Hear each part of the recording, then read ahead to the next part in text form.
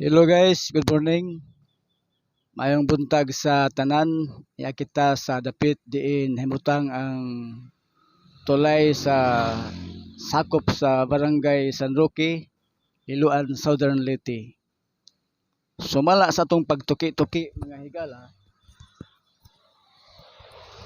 nga sa mga 1960s wala pa kini maong tulay busa maglisod gayud ang mga tao pagtabok gikan dinhi ngadto sa Pikas, Tampi tungod kay wa pa may tulay nga kaagian sa mga sakyanan.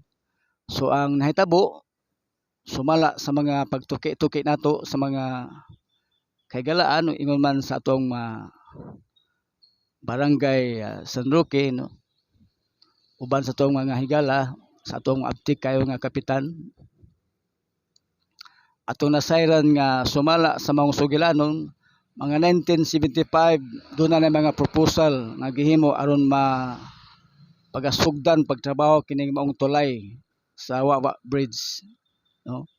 Ug sa wala madugay mga 1977 na kumpleto pagtrabaho kining maong tulay mga higala.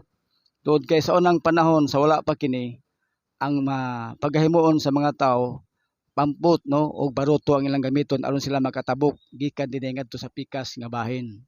So dako kayog tabang ang maong tulay nga namugna uban sa tabang sa atong kanhi presidente Ferdinand Marcos Sr.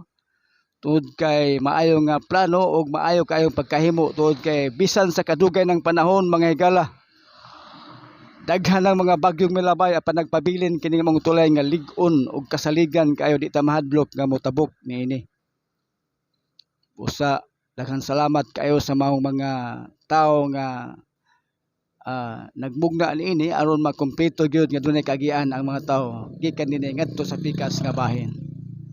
So daghan usab nga mga kalambuan kining maong barangay kining maong lungsod.